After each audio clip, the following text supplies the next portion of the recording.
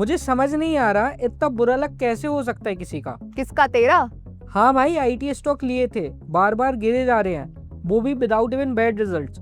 Earning crash नहीं हुआ, कोई गवर्नेंस इशू नहीं है, कोई डिमांड कोलैप्स नहीं है, फिर भी गिर गए।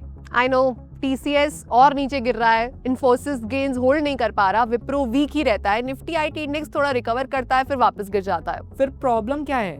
प्रॉब्लम प्रेजेंट में नहीं है, फ्यूचर में है। ये वन टाइम पैनिक नहीं है, रीसेंट ट्रिगर था एआई डेवलपमेंट्स का यूएस में। एंथ्रोपिक के टूल्स जैसे क्लॉड कोवर्क ने दिखाया कि एआई सिर्फ असिस्ट नहीं करता है, काम एग्जीक्यूट भी कर सकता है। लेकिन आईटी स्टॉक्स की वीकनेस सिर्फ एक प्रोडक्ट लॉन्च की वजह से नहीं हुई है, मार्केट एक्चुअली एक स्ट्रक्चरल शिफ्ट को प्राइस कर रहा है।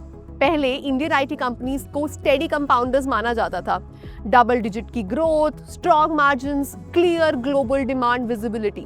बट नाउ इन्वेस्टर्स क्वेश्चन कि क्या आने वाले 5 साल लास्ट 10 सालों जैसे होंगे? ग्रोथ एक्सपेक्टेशंस रीसेट हो रही है।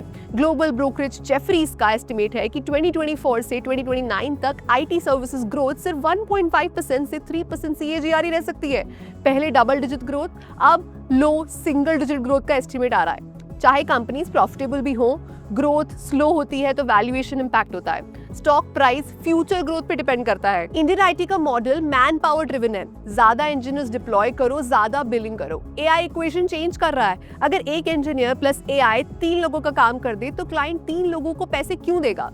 जेफरीज के हिसाब से एआई 2030 तक 20% एग्जिस्टिंग आईटी सर्विसेज के रेवेन्यू को इंपैक्ट कर सकता है। ये ओवरनाइट कोलैप्स नहीं है, रेवेन्यू डिफ्लेशन का रिस्क है। प्रोडक्टिविटी बढ़ेगी लेकिन बिलेबल आवर्स कम हो सकते हैं। प्रोडक्टिविटी गेन्स मार्जिन्स को प्रेशर कर सकते हैं। AI, consulting, application services, infrastructure और बीपीओ में प्रोडक्टिविटी 5 से 35% तक इंप्रूव कर सकता है। सुनने में पॉजिटिव लगता है, लेकिन सर्विसेज बिजनेस में प्रोडक्टिविटी का मतलब हो सकता है कम लोग, कम hours, low pricing. High margin segments जैसे एप्लीकेशन मैनेज सर्विसेज और बीपीओ ज्यादा एक्सपोज माने जा रहे हैं। अगर कॉन्ट्रैक्ट्स लोअर प्राइसिंग पे रीनेगोशिएट होते हैं तो मार्जिन्स प्रेशर में आ सकते हैं।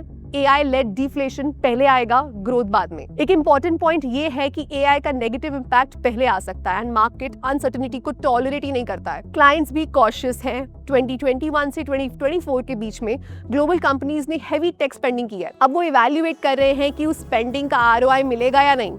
साथ ही एआई इतनी फास्ट इवॉल्व हो रहा है कि companies long term outsourcing contract sign करने में हेजिटेट कर रहे हैं। डील साइकिल स्लो हो गए हैं। स्लो डील साइकिल्स का मतलब है रेवेन्यू विजिबिलिटी कम। जो कंपनीज एआई को अडॉप्ट करके हायर वैल्यू सर्विसेज बिल्ड करेंगी वो लॉन्ग टर्म में स्ट्रॉन्गर निकल सकती है, तब तक ये वॉलेटिलिटी रह सकती है। Investment in the securities market is subject to market risks. Read all the related documents carefully before investing.